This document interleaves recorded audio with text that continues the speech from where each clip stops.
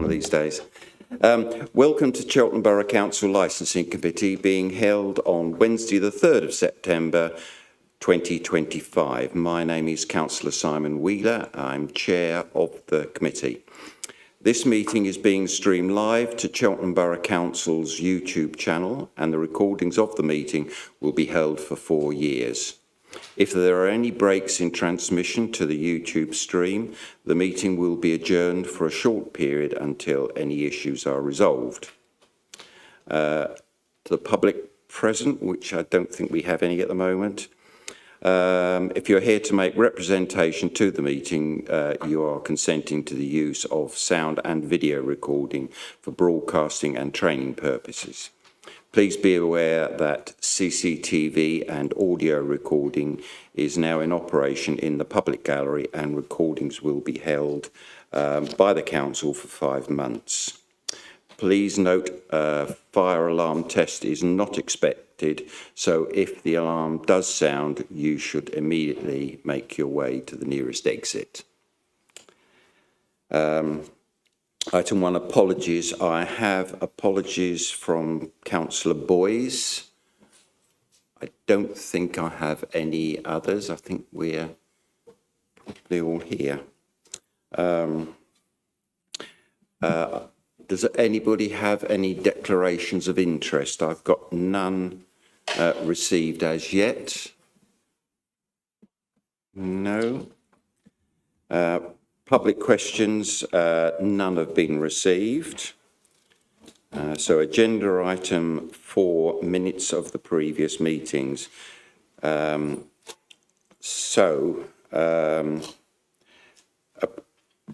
the minutes held on the 5th of March as a true record. Can I have a show of hands for that, please? The 5th of March. I think. That's fine. As long if you weren't here, that's fine. If you weren't here, yes, I'll put that as.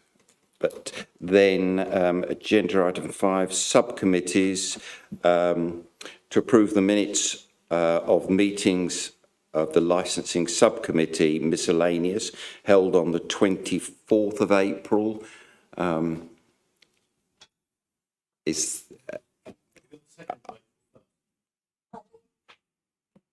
don't have a 2nd of April here. I will ask the question. Eastern Project Services Officers over there. Now, if we go from the script. Yeah. So we should have 24th of April. 24th of April. 7th of May. Don't forget there's 2 different committees. Oh, you're missing, I missed the 2nd. Sorry, yeah, 2nd of April. I've missed it off the list, that's all. Oh, right. Okay. Beg your pardon. Okay. 2nd of April is. Okay. Then the 24th of April. I've got the. Maybe I meant to write the 2nd of April instead of the 24th. Right. So that would. I'm so sorry. That would be. Yeah. Thank you. So 7th of May, 2nd of July. Everyone sort of happy with those if you were here. 6th of August, as a true record, and the alcohol and gambling subcommittees, 25th of March, 27th of March, 27th of May, and the 4th of June. Does anyone have any questions on any of those? Yes.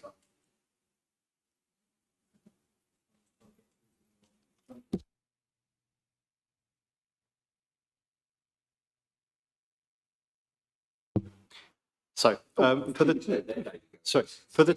27th of May, I was going to start by saying, although I was an objector, I was still in attendance. So I It's believe, noted on your attendance, just not Is on the minutes. right, okay, I just wanted to check because Yeah. I'm not sure that I'm actually named as being there. No, Maybe we I don't am. name No, you. I am. Yeah. Okay. We don't name you in the front as a committee member.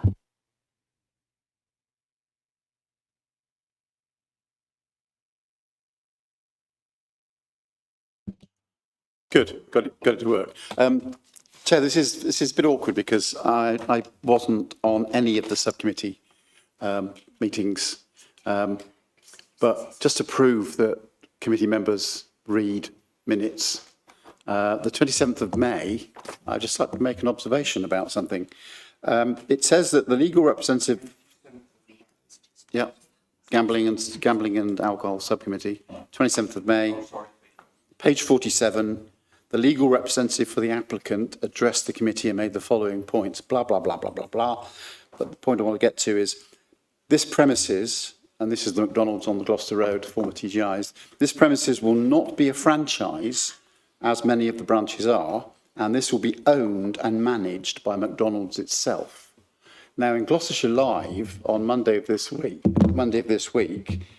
which I do follow, it says Gloucester Road's McDonald's franchisee, Joanne Jones, who owns and operates 15 franchises in Swindon and Oxford, said the following. So how can a legal representative say that that particular branch is not going to be run by a franchise or owned by a franchisee, but is owned by McDonald's when the local press is quoting the franchisee? So who's wrong there?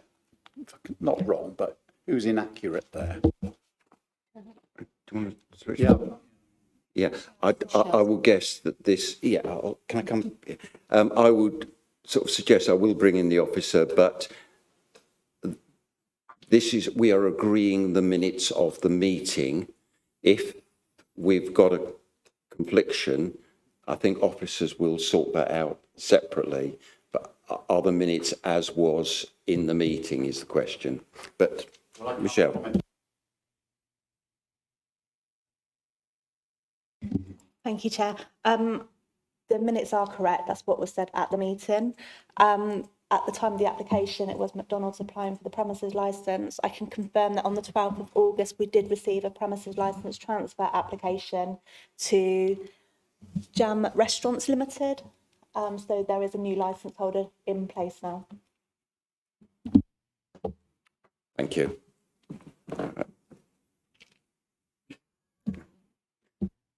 So I don't like that. So somebody applies for a license, then they get it, and then the license is changed ever so quickly shortly afterwards without it ever coming back to this committee. How is that possible? I would guess, as I say, this is, at the moment, we're agreeing that the minutes as were there are correct. This is another matter that, officers may, you may well want to have this discussion with officers. But again, can I? Thank you, Chair. I think this would be a matter for outside of this meeting if we follow that up after the meeting. Thank you. Are there any other questions about the minutes? I was just going to, Chair, express my, as the objector at that meeting, to express my concern that based on what Councillor Harvey has said and what have you, whether the committee was given accurate information. And I realise we need to take this offline, but it is my sincere concern that the committee may not have been given entirely correct information, and I think that would be quite concerning, and one that if we could offline look at how we might deal with that, because I do think that it's in the public interest to ensure that the committee is given accurate information and that those who are paid to represent do provide that information. And I suspect there are standards that we may want to check whether those standards were adhered to. Be very careful so I don't get drawn into being accused of libel, but I do think there is a public interest in seeing what's happened there. Otherwise, happy with the minutes.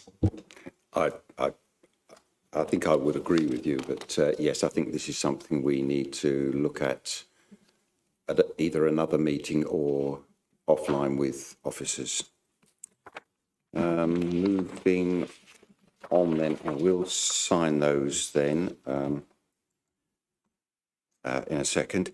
Oh, no, let me just sign all of these very quickly.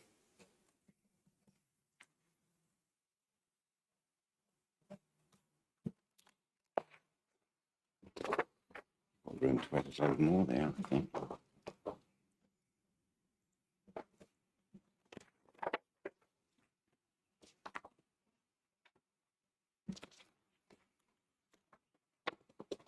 It's quite legible, isn't it?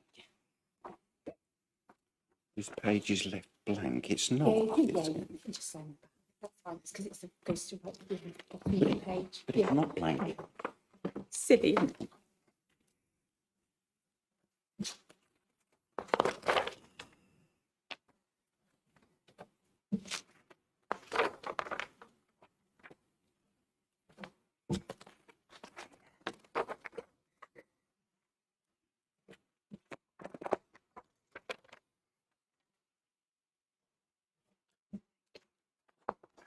Last one. Thank you. It's your charge. I have ink.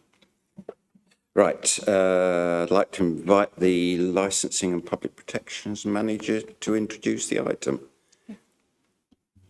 Thank you, Chair. The first item you have before you is the review of the Statement of Licence and Policy under the Licensing Act 2003. We have a legal obligation to review the document every 5 years or when there may be a major update to the document. The current policy statement was adopted by Council in December 2020, and we have reviewed the current document. A statutory consultation is now in place, and that ends on the 7th of September. And this report provides the committee an opportunity to consider the proposed policy amendments and to provide formal feedback to the Cabinet Member of Safety and Communities. I have got a consultation document to work through, so I'll ask you those questions. The main amendments to the document is there's better advice in there for applicants and licence holders around the suspension of licences through the non-payment of annual fees. There's further information around personal licences and temporary event notices. And there's also an additional section into women's safety, and that includes the best practice of Ask for Angela scheme, spiking advice and guidance. And we will also be featuring some Martin's Law information in there, which isn't in the current consultation document, but that's something we'll be doing as standard. The other Gloucestershire licensing authorities are including that small piece of information. So if I can just work through the 4 questions that we've put out to consultation with all of the stakeholders. The first question is, do you agree with the additional information regarding personal licences? And that's a yes or no answer. And also you can make additional comments. So I will just type your feedback if that's okay. Thank you. So do we have any member questions? No. It's Councillor Harvey. Thanks, Chair. And thank you, Michelle, for bringing this to the Commission. I'm the only councillor that's a personal licence holder. So I'm welcome the update. And that's all I want to say, Chair, was thank you. And thank you for the update. I believe I was a long time ago, but not anymore. Do we have any other questions? No. Any comments from members? No? Right, we'll move on. Sorry. Sorry, Chair. There's 3 more questions. Apologies, Chair. There are 3 more questions to the consultation. I'll just note Councillor Harvey's support for that as well. Thank you. So the second question is the inclusion of a section covering women's safety and wider vulnerability. And do you agree with this inclusion? Yes or no? And are there any comments? Thank you. Councillor William. So, yes, I agree with it. The comment I would like to make, unless I have missed it, are there any new conditions in the back of the document requiring premises to operate the scheme or whatever it is, or whatever may be a successor or what have you? Because from going through the marked up copy of the pool of conditions, I can't see any condition that says thou shalt operate, ask for Angela, or if the premises is LGBTQ, there's a different scheme, which name I've forgotten. Ask for Clive. But obviously that's very specific, but you need a condition that requires those premises to operate these schemes. And we probably want to look at which types of premises that we would generally put that condition on. So one would expect pubs, clubs, sale of alcohol on the premises, but also potentially anywhere that gets late night refreshment licenses, because quite a lot of the people who go into the late night refreshment may well have previously been in a licensed premises and may well have, you can see a situation where someone has an unwanted hanger-on who's turned up in a late night refreshment premises. So you'd probably want that. So I think we need, happy to support it, but we need to back it up with licensing conditions that says thou shalt operate this, and then you can do the testing. That's personal view. Thank you, Chair. The answer to that is there is no proposed model condition for it. It isn't a mandatory scheme, it is voluntary. So I would be mindful of imposing that condition. I think that should probably come from Gloucestershire Constabulary if they wish to. There is a Gloucestershire piece of work going on at the moment around Ask for Angela, and there will be better promotion of the scheme, and it's something that we do test purchasing with Gloucestershire Constabulary to ensure that premises that are promoting the scheme are obviously, if someone goes up to the bar and asks for Angela, that they are taken to a safe place. So we're also looking at the evening nighttime economy statement of intent at the moment and reviewing that, and we may look at like a charter or something that people can sign up to, but that's all work in progress. But the answer to that question is there is no model condition at present, but I'll note that. Thank you. Thank you. And do we have, oh, sorry, was there any other? Councillor Pemberton. I want also to support it, but I just, a comment basically. I'm sitting in Southam in the Rising Sun pub. I know from a friend that the men's toilet also has signs about Operation Angela, which I think is great, because I mean, it does happen to men as well. I like the fact that we're looking at safety of women, but I wonder whether we can kind of put a little addendum somewhere into it that says, as well as men, because some men don't feel safe, particularly perhaps trans men or who's gay men. But, young men are not always safe in town either. And I think we need to promote the safety of women, but not let men fall into the background as well. Yes, thank you for that. Noted. Thank you. Was that it? Anyone else? And do we have another question then? Thank you, Chair. So there's the inclusion of advice around suspension of premises licences and club premises certificates for non-payment of annual fees. It's just to ensure there's some education there for applicants and licence holders. Again, the question is, do you agree with including that information? Yes or no? And are there any comments? Any comments? No?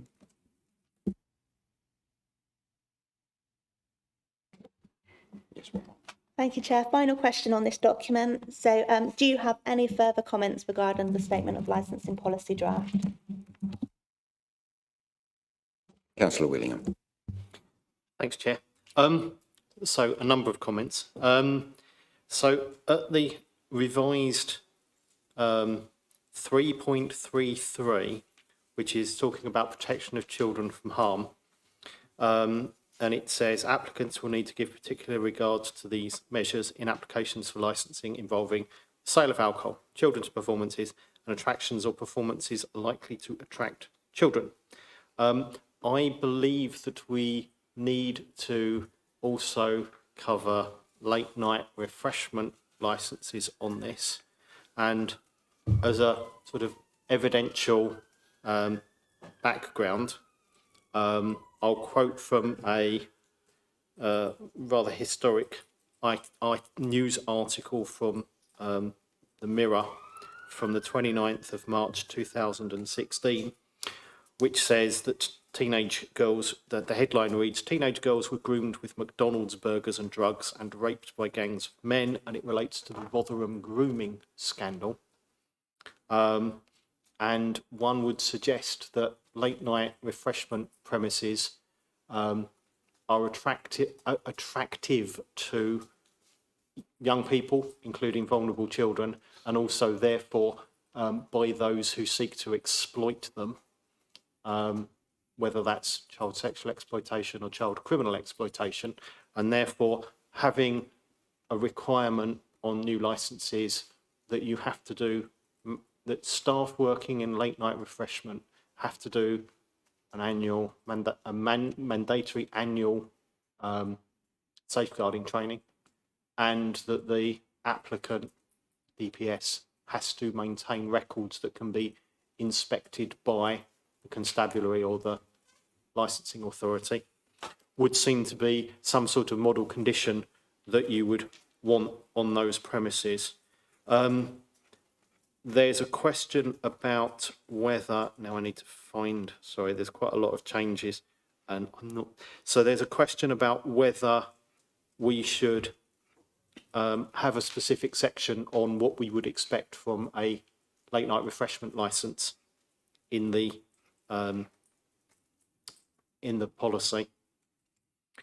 I have a question about Table 1, just below 8.54 in the new text, which is for pubs, bars, nightclubs, we segregate town centre versus local neighbourhood terminal hour.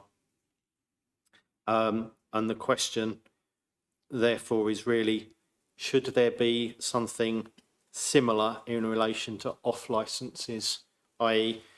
is a terminal hour after 2300 more acceptable for an off licence within the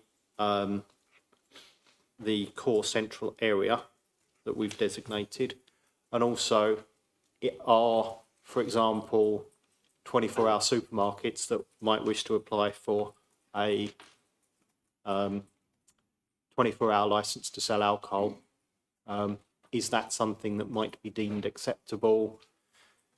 You're looking at the balance between, is the area, is it safe, is it suitable, are they a responsible applicant, versus the potential impact. So you've got the freedom of people to purchase alcohol as and when they deem fit versus the risks of antisocial behaviour and other things associated with that. And I just wonder whether there should be some sort of differentiation between when you can operate an off licence in certain areas versus the outskirts of Cheltenham, where I suspect it will be more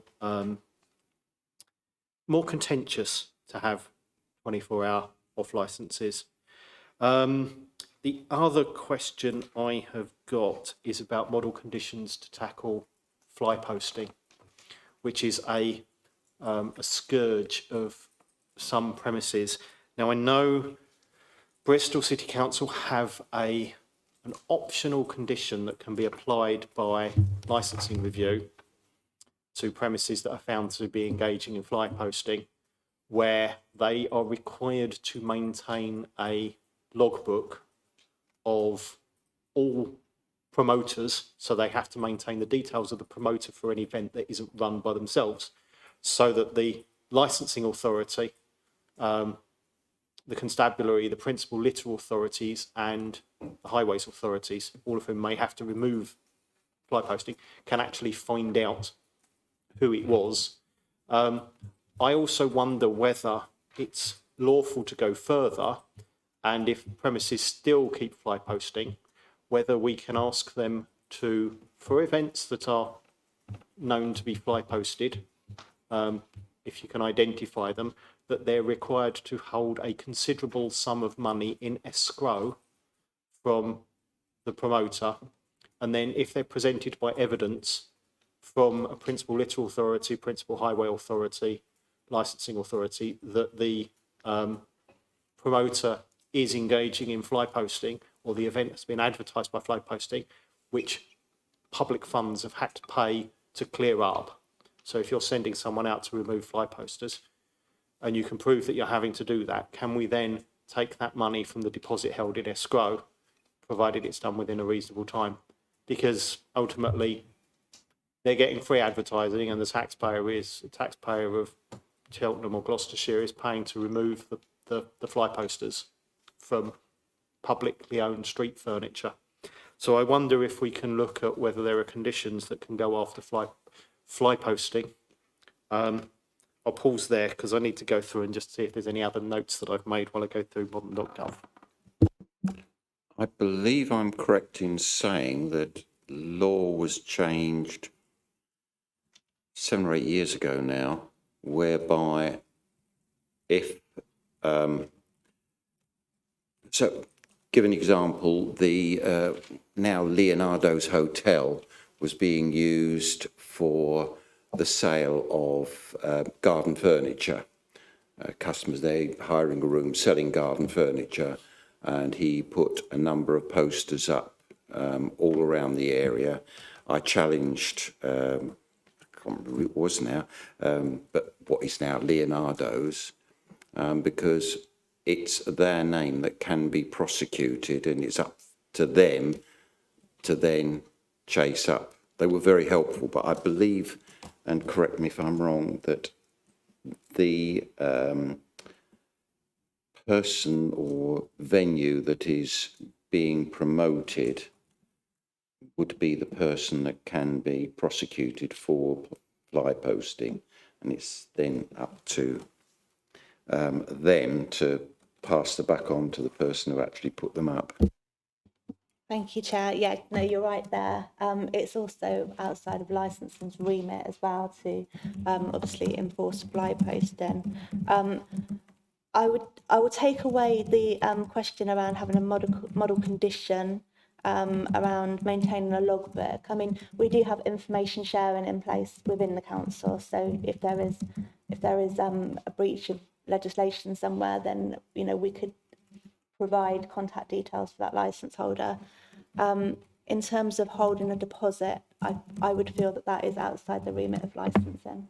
I don't know if Vicky has anything to add to that from a legal perspective. You have to. Thank you.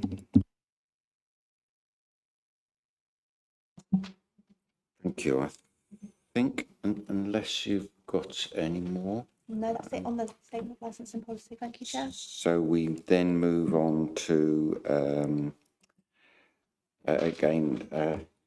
licensing public to introduce the briefing note. No, street scenes. Street scenes. Sorry, beg your pardon. Jumping the gun, street scenes, beg your pardon. Thank you, Chair.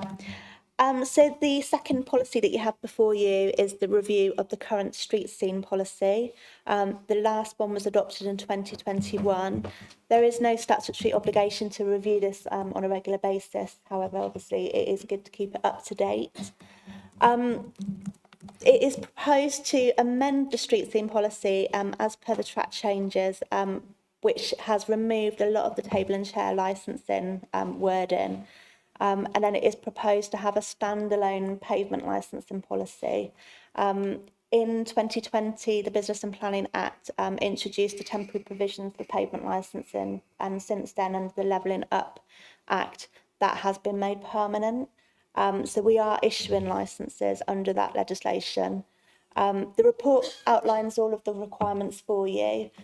However, we have got a consultation in place at the moment for 6 weeks, which ends on the 7th of September.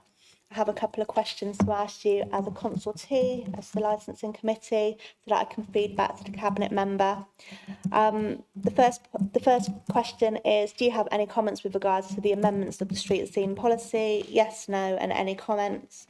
And then the second question is, do you have any comments regarding the draft pavement licensing policy? And that's yes, no, and do you have any further comments? Thank you, Chair. Okay, so can I put those two to members? Do you have any questions or comments? Councillor William. This is going to be a bit of grammar pedantry, but we currently have the incorrect spelling of metres at the bottom of page 158. So currently we're measuring the gap between A boards as 4 metres. Unfortunately, it's decibel metres or gas meters rather than metric meter rules. So it's METRES, not METER. And this seems, I suspect the proofing language has gone into American somewhere in the in Word, which is why it's probably not been picked up. That's a common problem. Yeah, 158, very bottom, and it just says minimum distance of 4 metres between A boards. But this has crept into other policies because the proofing language is wrong. And I suspect it's just been, if you set it to America, it will not allow you words that end in RE, so you end up with centre misspelled and various other things like that.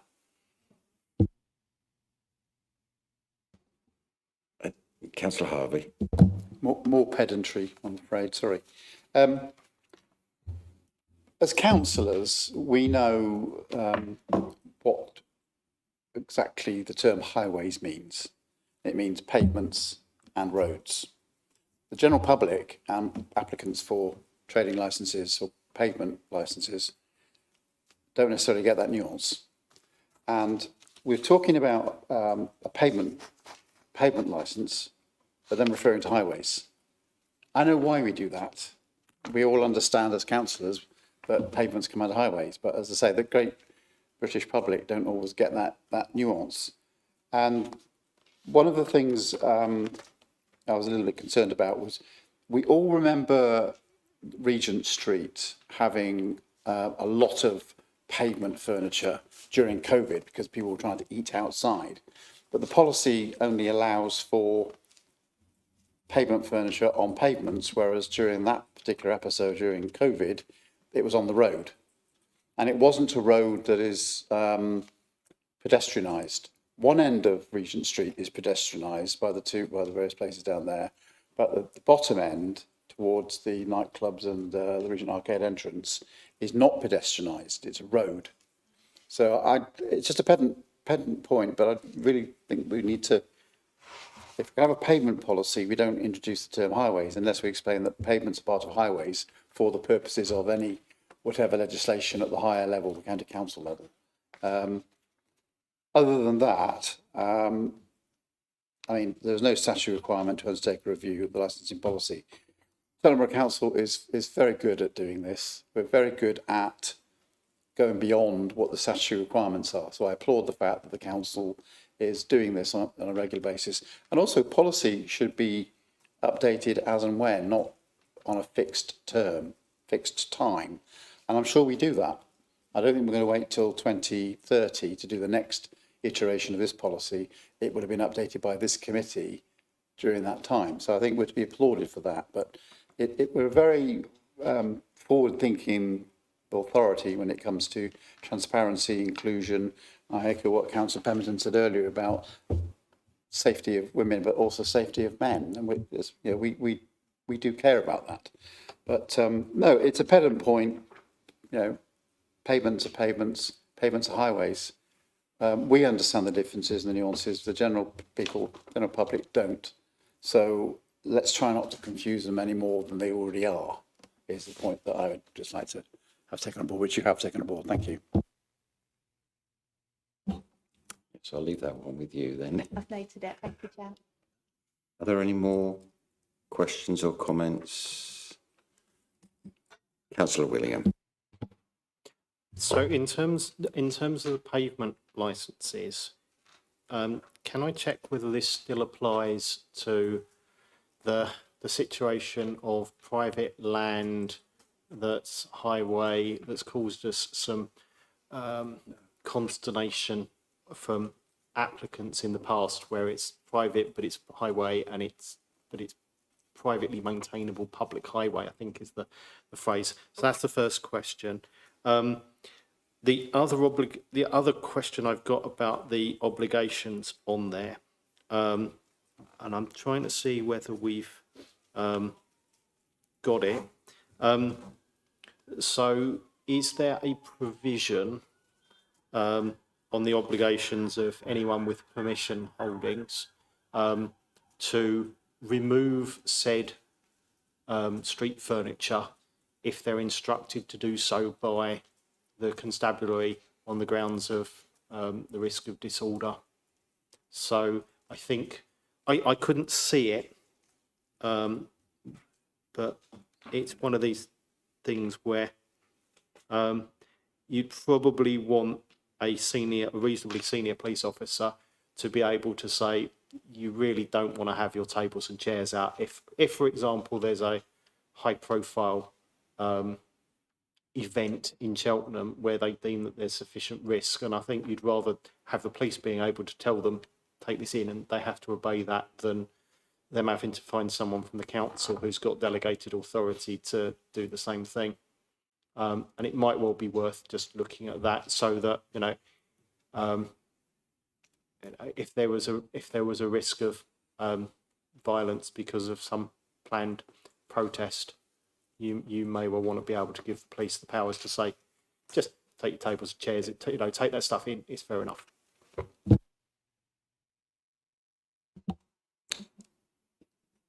Got it. Oh, yeah. Thank you, Chair. Regarding Councillor Willingham's first point, you're referring to privately maintained public land and publicly maintained private land. That wasn't included in the last revision of the street scene policy, or that was in the document before that, and that query has raised its head again by our enforcement officers. I do have a case with One Legal at the moment to ensure that we have an update on that, and if any changes to the policy are required, then that will be included before it's adopted by full council. The second point about the removal of furniture, I think that would be covered by the standard condition 5A, which reads, the licence may be suspended where necessary to allow highway maintenance, any other necessary remedial work to take place. In addition, the licence holder must comply with any request to remove the furniture due to an emergency situation.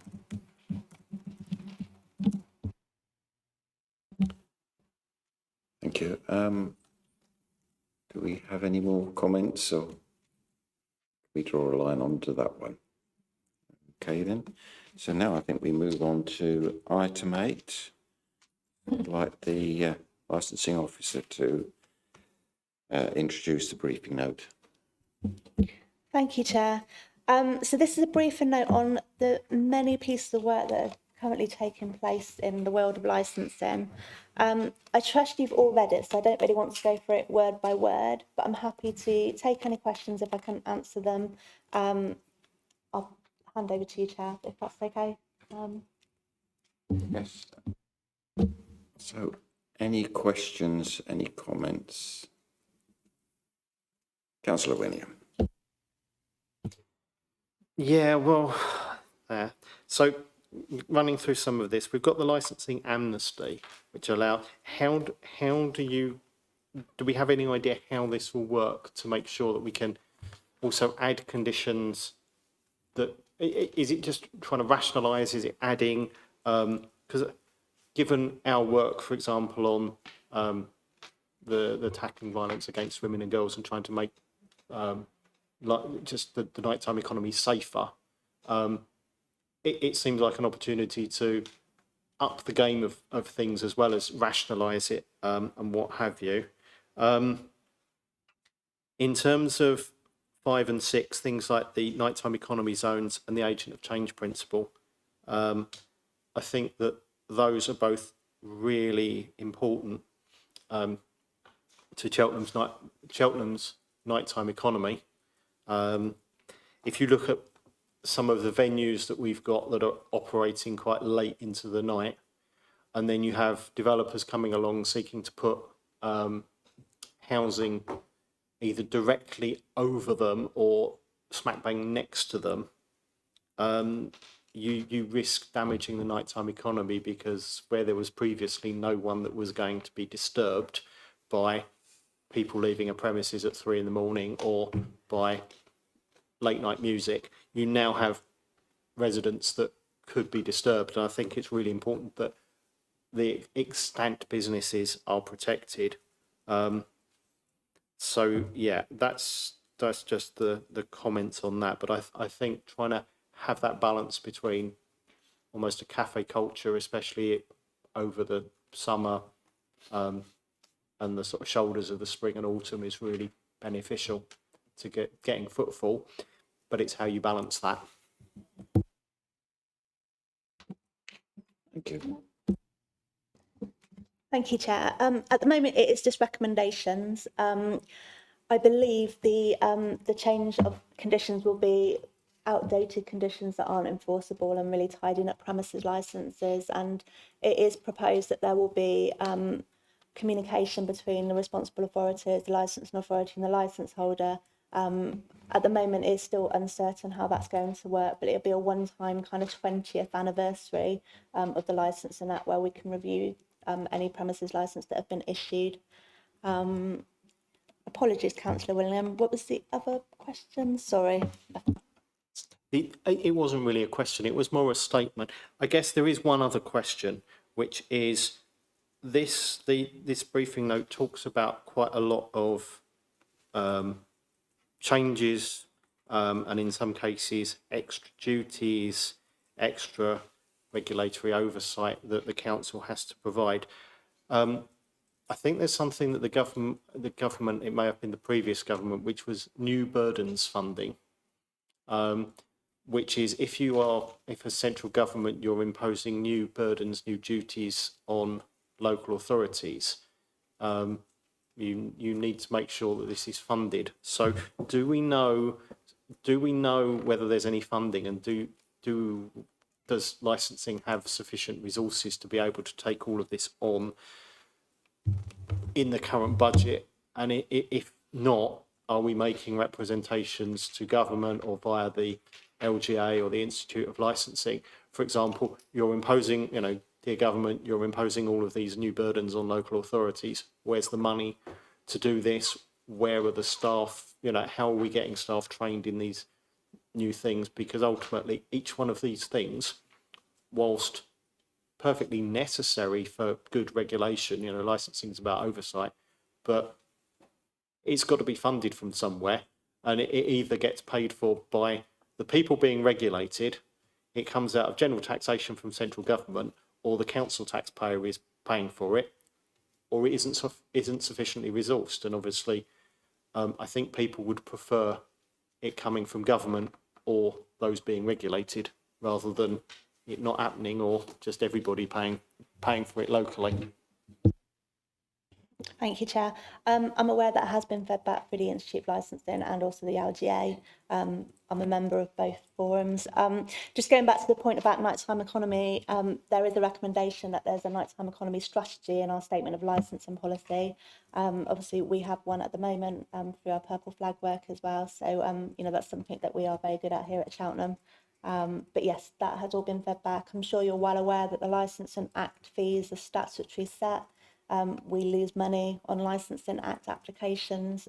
They haven't been updated since the legislation was implemented in 2005. But that's something that is regularly fed back to central government. Thank you. Thank you. Is there anyone else?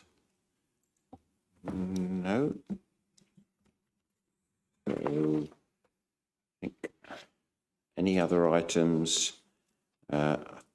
Don't have any other items that are urgent. So we've got Dates of next meeting, which is Subcommittee Alcohol and Gambling, 1st of October at 4 p.m. and miscellaneous 1st of October, same night, 6 p.m. And Apologies, Chair. Can I just interrupt? please do. I'm sorry to interrupt, Chair. We did have a public question come through late that Claire Hughes did say that we could accept. So are you okay? Because I have time for this meeting and a statutory amount of time. So the agenda for miscellaneous. Lovely, thank you, Claire. Apologies. Yes.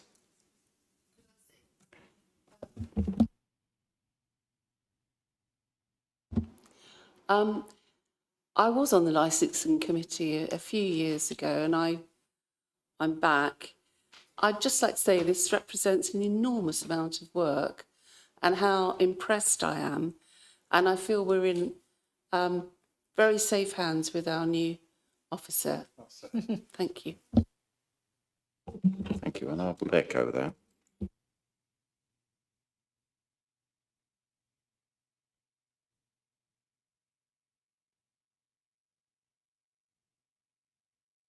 Right, so with that, I'm going to close the meeting at 10 minutes to 7.